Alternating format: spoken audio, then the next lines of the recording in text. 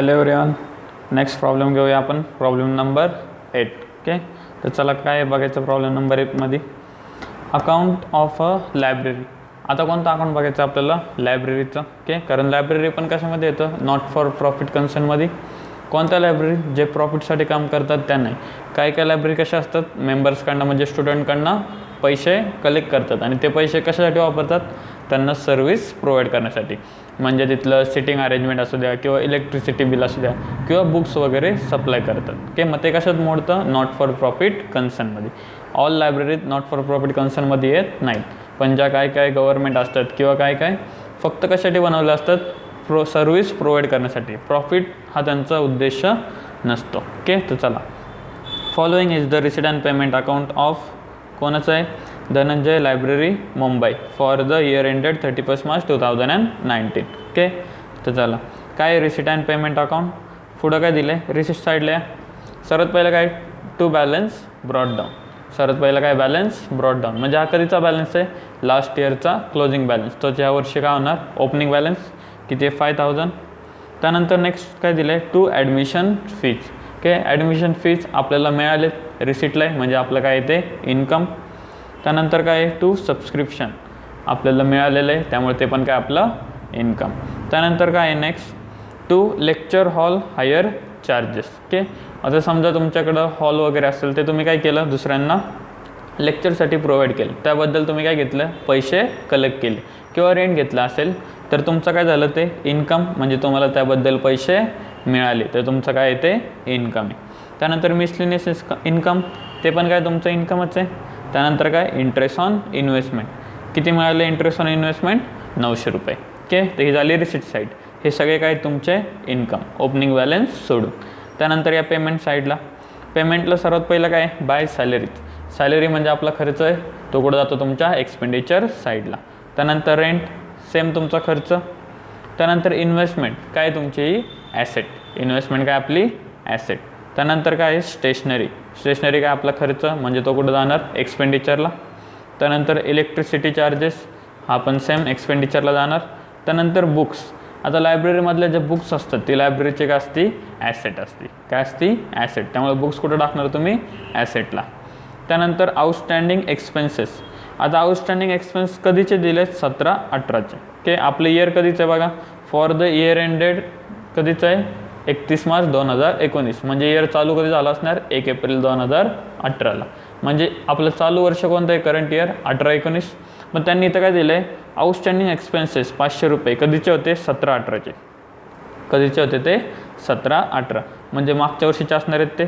Okay, मग मागच्या वर्षीचे पैसे तुम्ही ह्या वर्षी पेड केले तर तुमचा खर्च कधीचा आहे? ह्या वर्षीचा आहे का मागच्या वर्षीचा आहे? कधीचा खर्च येतो? मागच्या वर्षीचा. मग ह्या वर्षी तुम्ही एक्सपेन्सला दाखवणार का? तो नाही दाखवणार. फक्त इथं काय केलं आहे? पेमेंट केलं आहे, त्यामुळे ते कुठं आले? पेमेंट साईडला. पण तो आपल्या ह्या वर्षीचा खर्च आहे का? नाही आहे. त्यामुळे याचा इफेक्ट होईल का कुठं? कुठेच होणार नाही. त्यानंतर काय? Balance carry down. म्हणजे आपल्याकडे उरलेली कॅश किती आहे? 4650. हे कुठं दिसणार? कॅश इन हँड कुठं दिसणार? तुमची ॲसेटला. ओके, हे झालं. तर चला ॲडजस्टमेंट बघूया. काय adjustment? You are required to prepare an income and expenditure account for the year ended 31 March 2019 and balance sheet as on that date. Okay, भरपूर ॲडजस्टमेंट आहेत. तर चला पहिलं काय आहे? The following information is also made available to you. काय काय दिली बघा बरं? On 31 March 2019.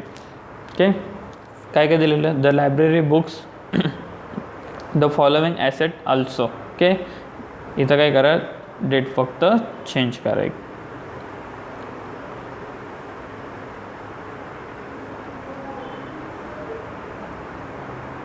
ओके, म्हणजे हा डाटा कधीचा दिला आहे? 31 मार्च 2018. म्हणजे मागच्या वर्षीचा क्लोजिंग बॅलन्स दिलेला आहे. ओके, कधीचा डाटा आहे? लास्ट इयरचा क्लोजिंग बॅलन्स.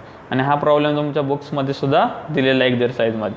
तर बघा, ऑन 31 मार्च 2018 म्हणजे लास्ट इयरचा काय दिलेला आपल्याला? क्लोजिंग बॅलन्स दिला आहे. तोच यावर्षी काय होणार? Opening balance. मग मागच्या वर्षी शेवटच्या दिवशी काय काय होतं तुमच्याकडे बघा? Books at 50,000. म्हणजे मागच्या वर्षी शेवटला बुक्स किती होतं तुमच्याकडं? 50,000. त्या बुक्स काय होणार? कॅरी फॉरवर्ड होणार ह्या वर्षीला. म्हणजे ह्या वर्षीचा तो काय आहे? Opening balance. त्यानंतर फर्निचर किती आहे? 6500चं. अँड मशिनरी किती आहे? 30,000. आणि कॅपिटल फंड किती होतं? 91,000. म्हणजे हा डाटा कधीचा आहे, मागच्या वर्षीचा क्लोजिंग 31 मार्च 2018चा डाटा दिला आहे, म्हणजे तो लास्ट इयरचा क्लोजिंग होता. या वर्षीचा काय असणार आहे, ओपनिंग. म्हणजे वर्षाच्या सुरुवातीला तुमच्याकडे एवढ्या गोष्टी अवेलेबल होत्या. आपण प्रॉब्लेम स्टार्ट करताना सुरुवातीला काय करणार, या गोष्टी पहिल्या पुट करून घेणार. ओके. त्यानंतर काय दिले, subscription receive in advance. Okay, amount to ₹500. म्हणजे ह्या वर्षी काय झाले, तुम्हाला सबस्क्रिप्शन जास्तीचं मिळाले. सबस्क्रिप्शन काय झालं आपल्याला जास्तीचं मिळालं आहे. ते आपलं इन्कम असणार आहे का या वर्षीचं, नाही. ओके, मग काय करणार आपण, ते लेस करणार. ओके, आपल्याला सबस्क्रिप्शन जास्तीचं मिळालं असेल तर आपण काय करतो, लेस करतो. मग सबस्क्रिप्शनमधनं काय करणार, ते लेस. त्यामुळे सबस्क्रिप्शनवरती काय करा, टिक मार्क करून ठेवा. ओके. आणि सेकंड इफेक्ट, जर आपल्याला पैसे जास्तीचे मिळाले तर आपली ती ॲसेट असते का लायबिलिटी, का असते आपली ती लायबिलिटी, कारण त्याच्यावरती आपला हक्क आहे का, नाही आहे. त्यानंतर नेक्स्ट काय, third adjustment, outstanding salary 1300 and rent 950. म्हणजे आउटस्टँडिंग सॅलरी अँड रेंट आहे. ओके, मग आउटस्टँडिंग काय करतो आपण ॲड, कशाकशावरती आहे, सॅलरी अँड रेंट काय आहेत, आउटस्टँडिंग आहेत. मग त्यांच्यामध्ये आपण ॲड करणार. आणि सेकंड इफेक्ट, सॅलरी आणि रेंट आउटस्टँडिंग आहे, म्हणजे आपल्याला पैसे द्यायचे आहेत. मग जर आपल्याला पैसे द्यायचे आहेत म्हणजे आपली काय असणार आहे, ती ॲसेट का लायबिलिटी, काय असणार आहे आपली ती लायबिलिटी. त्यानंतर पुढं काय, 50% of admission fees shall be capitalise. म्हणजे 50% ॲडमिशन फीज काय करायचे तुम्हाला, कॅपिटलाइज करायचे, म्हणजे त्यातून लेस करणार आणि कॅपिटल फंडमध्ये काय करणार, ॲड करणार. ओके. त्यानंतर काय, furniture to be depreciated at 10% per annum. आता फर्निचर बघा, ओपनिंगला दिलं होतं आपल्याला फर्निचर, किती आहे फर्निचर, 6500. ओके, एवढं फर्निचर आहे. त्याच्यावरती काय सांगितलं आहे, 10% काय काढा, डेप्रिशिएशन काढा. मग फर्निचरमधून लेस करणार आणि काय करणार, एक्सपेंडिचरला दाखवणार. त्यानंतर काय दिले, 6 number, library books were purchase on 1 April 2018, charge depreciation 10% per annum. आता बघा, वर्षाच्या सुरुवातीला तुमच्याकडे लायब्ररी बुक्स होत्या, कितीच्या होत्या, 50,000च्या. ओके. त्यानंतर इथं पेमेंटला पण दिसत बघा, तुम्ही 5,000च्या बुक्स परचेस केला, तर त्यांनी काय सांगितलं, ह्या तर सुरुवातीपासून होत्या 50,000. जे 5,000 तुम्ही विकत घेतले ते कधी घेतले, तुम्ही 1 एप्रिलला घेतले. म्हणजे डेप्रिशिएशन काढताना पूर्ण वर्षाचं डेप्रिशिएशन येणार. ओके, 1 एप्रिलपासून 31 मार्चपर्यंत. मग त्याच्यावरती डेप्रिशिएशन किती आहे, 15%. ओके, मग लक्षात ठेवा, बुक्सवरती 2 ॲडजस्टमेंट आहेत. पहिली काय करणार, तुम्ही जे ओल्ड बुक होते त्यामध्ये तुम्ही नवीन परचेस केले ते ॲड करणार आणि त्याच्यावरती काय काढणार, तुम्ही डेप्रिशिएशन काढणार. आणि त्यानंतर काय सांगितलं आहे, the investment were purchase on 1 April 2018 and they carry interest at 20% per annum. Okay, म्हणजे बघा इथं तुम्ही इन्व्हेस्टमेंट केली आहे, कितीची केलेली आहे, 6000ची, तर त्याच्यावरती तुम्हाला काय मिळतं, 20% इंटरेस्ट मिळतो. आणि ती इन्व्हेस्टमेंट तुम्ही कधी केली आहे, 1 एप्रिलला केली आहे, म्हणजे तुम्ही पूर्ण 12 महिने वापरणार. ओके, मग काय करणार, 6000वरती 20% काय काढणार, तुम्ही इंटरेस्ट काढणार. तर बघा बरं, 6000वरती 20% इंटरेस्ट किती होतो, 6000 × 20 डिवायडेड बाय 100 किती होतं, 1200. किती होतं इंटरेस्ट, 1200. म्हणजे ह्या वर्षी आपल्याला 1200 रुपये इंटरेस्ट मिळायला पाहिजे होता. ओके, तर किती मिळालं आहे का तुम्हाला दिसतं का कुठं, बघा बरं इथं रिसिट साईडला या, दिसतं का इंटरेस्ट ऑन इन्व्हेस्टमेंट. ओके, जर इथं काहीच दिलेलं नसतं तर आपण पूर्ण 1200 आपल्याला मिळणार असतं. त्यालाच आपण काय म्हटलं असतो, आउटस्टँडिंग इंटरेस्ट. किती, 1200. पण इथं आपल्याला रिसिटला दिसतंय तुम्हाला मिळालं आहे किती, 900 रुपये. ओके, मिळायला पाहिजे होता 1200, पण मिळालं आहे किती, 900. म्हणजे अजून किती मिळायचं राहिलं आहे, 300. ओके, म्हणजे आउटस्टँडिंग किती आहे, 300. त्यामुळे इंटरेस्ट ऑन इन्व्हेस्टमेंटवरती पण काय करून ठेवा, टिक करून ठेवा. म्हणजे 300 रुपये अजून आपल्याला इंटरेस्ट मिळायचा राहिला आहे. म्हणजेच काय, तो आउटस्टँडिंग काय करणार आपण त्यात ॲड करणार.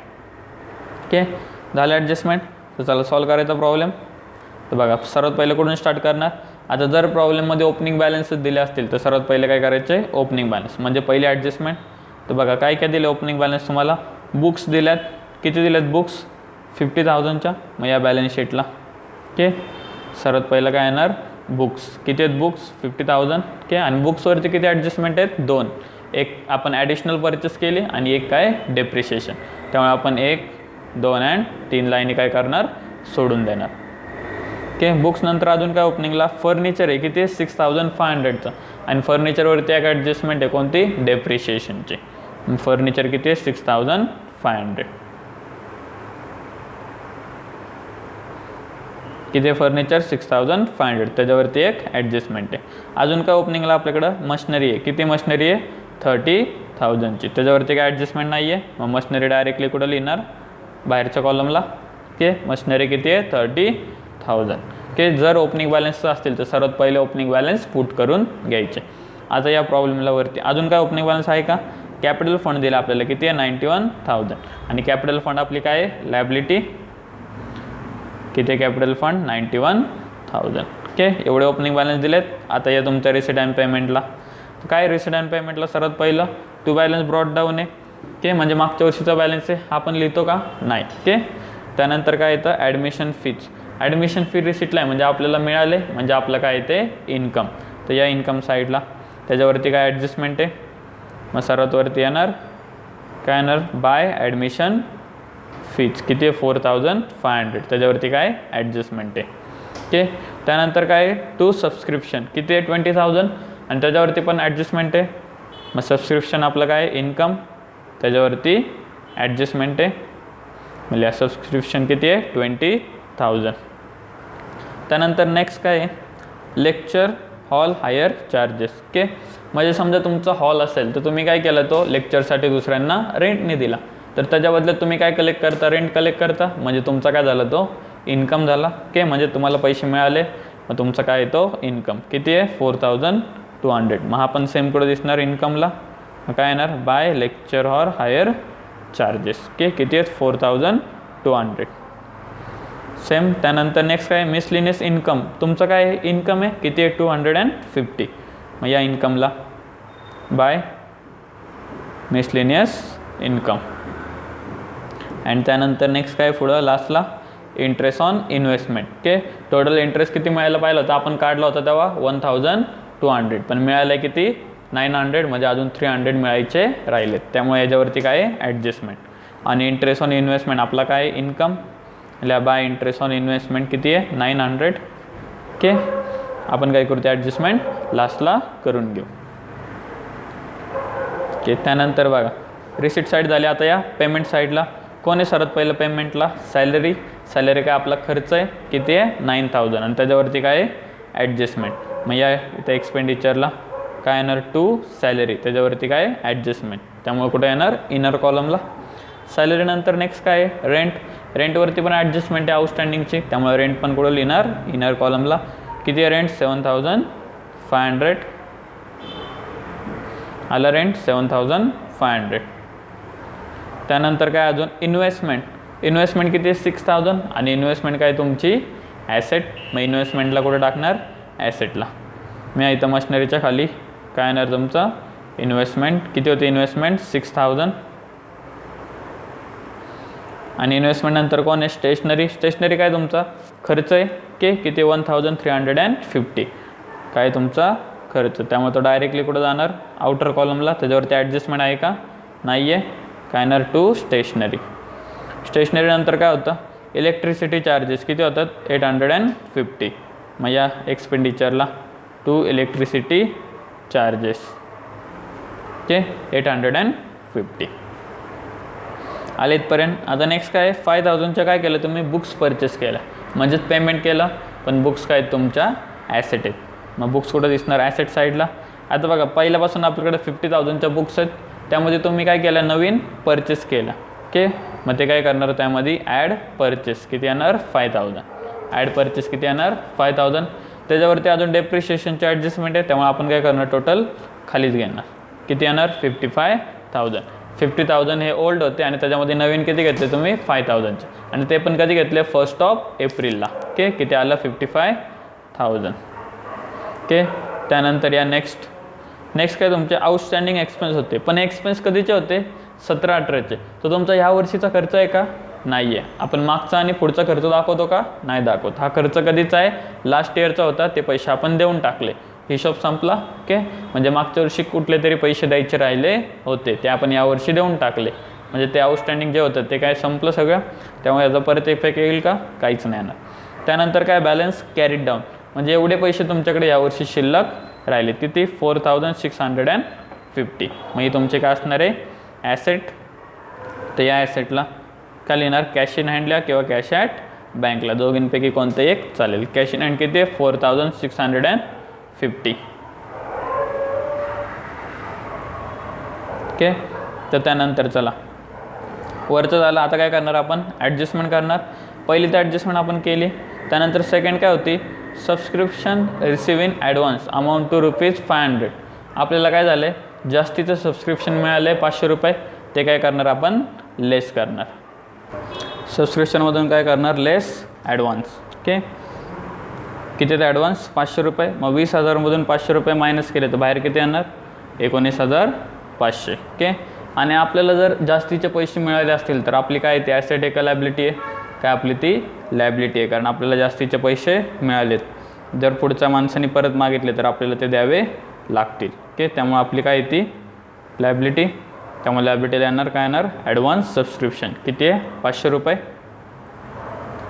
झाले दोन इफेक्ट. त्यानंतर नेक्स्ट काय थर्ड ॲडजस्टमेंट आउटस्टँडिंग सॅलरी किती 1300 अँड रेंट किती आहे 950. ओके, तर आउटस्टँडिंग आहे तर आउटस्टँडिंग काय करतो आपण ॲड करतो.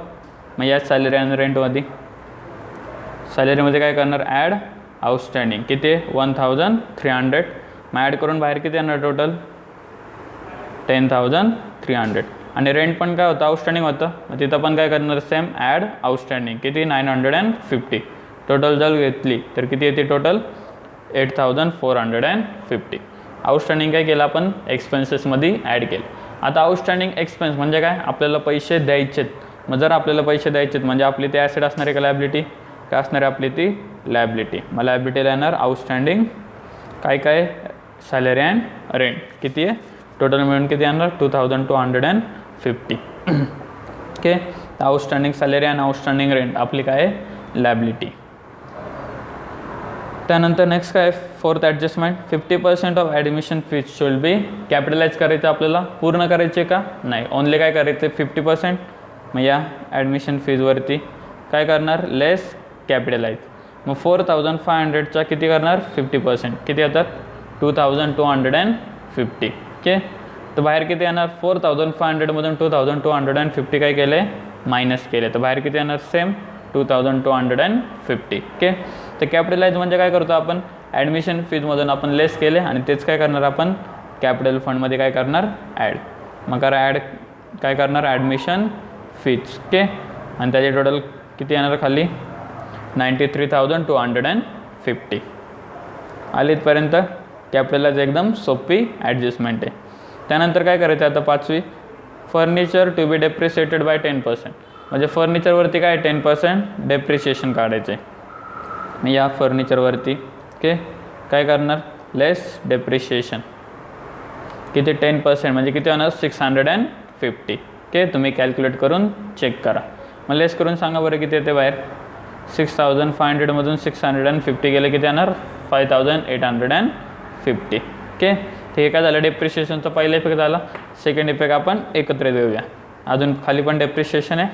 6 ॲडजस्टमेंट बघा library books were purchase on 1 April. म्हणजे जे काय आपण 5,000चं नवीन घेतलं होतं ते कधी घेतलं आहे 1 एप्रिलला. चार्ज डेप्रिशिएशन 10% म्हणजे डायरेक्टली 10% डेप्रिशिएशन काढायचं आहे. 1 एप्रिलला घेतलं म्हणजे पूर्ण इयरचं येणार. मग बघा बुक्सवरती काय येणार लेस डेप्रिशिएशन. ओके, 50,000 तुमच्याकडं पहिल्यापासून होत्या नवीन कधी कितीच्या घेतल्या 5,000च्या ते पण 1 एप्रिलला घेतल्या.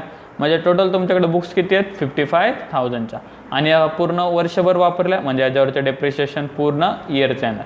मग 55,000वरती किती येणार 5% किती होतात बरं 10% किती होतात बरं 10%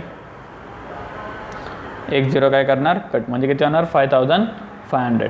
मग 55,000मधून 5,500 जर मायनस केले तर बाहेर किती येतात 49,500 येतात. ओके, आता बघा दोन्ही डेप्रिशिएशन एक बुक्सवरती किती आहे 5,500 अँड फर्निचरवरती किती आहे 650. दोन्ही पण काय आपले लॉस त्यामुळे ते दोन्ही पण कुठं जाणार एक्सपेंडिचरला. मग या एक्सपेंडिचरला काय ना टू डेप्रिशिएशन ऑन कोणाकोणावरती आहे पहिलं कोणावरती होतं फर्निचर अँड बुक्सवरती. ओके, तर किती आहे डेप्रिशिएशन 650 अँड 5,500. ओके, तर दोघांची टोटल किती येणार 600 अँड 150. हे झालं डेप्रिशिएशनचं सेकंड इफेक्ट. त्यानंतर अजून काय ॲडजस्टमेंट राहिली last the investment were purchase 1 April, म्हणजे पहिल्याच दिवशी आपण इन्व्हेस्टमेंट परचेस केली तर त्याच्यावरती इंटरेस्ट किती आहे 20%. मग बघा इन्व्हेस्टमेंट किती होती 6000ची, त्याच्यावरती 20% इंटरेस्ट, म्हणजे किती येणार 6000 × 20 डिवाइड बाय 100. जर तुम्ही कॅल्क्युलेट केलं तर किती येते 1200. म्हणजे आपल्याला ह्यावर्षी 1200 इंटरेस्ट मिळायला पाहिजे होता, पण आपल्याला बघा इथं रिसिटला दिसते किती मिळाला ओनली 900 रुपये, म्हणजे अजून 300 मिळायचा राहिला. त्यालाच काय म्हणतो आपण आउटस्टँडिंग. ओके, मग आपण इथे इंटरेस्टमध्ये काय करणार ॲड आउटस्टँडिंग, किती करणार 300. म्हणजे आपला टोटल इन्कम किती या वर्षीचा 1200, त्यातले आपल्याला 900 मिळाले होते, 300 मिळायचे राहिलेत. मग जर आपल्याला 300 मिळायचे राहिलेत म्हणजे आपली काय असणार आहे ती ॲसेट का लायबिलिटी, काय असणार आहे आपली ती ॲसेट, कारण आपल्याला पैसे मिळणार आहेत. मग त्या ॲसेटला येणार आउटस्टँडिंग इंटरेस्ट, किती येणार 300 रुपये. झाले सगळे ॲडजस्टमेंट सॉल्व. ओके, भरपूर ॲडजस्टमेंट होतं याच्यात. तर आता काय करायचा प्रॉब्लेम टॅली करायचा. या सर्वात पहिलं इन्कम एक्सपेंडिचरला बघा बरं, इन्कम एक्सपेंडिचरची कोणती साईड मोठी आहे, डेबिट का क्रेडिट, कोणती मोठी आहे क्रेडिट. घ्या बरं टोटल किती येते 27,400. सेम टोटल आपण कुठं लिहितो डेबिट साईडला. कोणती टोटल मोठी होती इन्कम मोठे, त्यामुळे आपल्याला काय मिळणार सरप्लस मिळणार. ओके, इन्कम साईड मोठी आहे त्यामुळे आपल्याला काय मिळणार सरप्लस. कसं काढणार 27,400 मधून हे सगळं काय करणार आपण मायनस करणार. तर मायनस करून किती येते चेक करा एकदा तुम्ही पण, किती येत आहे 300 येते ओनली. म्हणजे आपल्याकडे जास्तीचे पैसे किती उरलेत फक्त 300. आणि सरप्लस म्हणतो आपण याला. मग सरप्लस काय करतो आपण कॅपिटल फंडमध्ये ॲड करतो. मग कॅपिटल फंडमध्ये काय लिहिणार ॲड सरप्लस. डेपिसिट असेल तर लेस, सरप्लस असेल तर ॲड.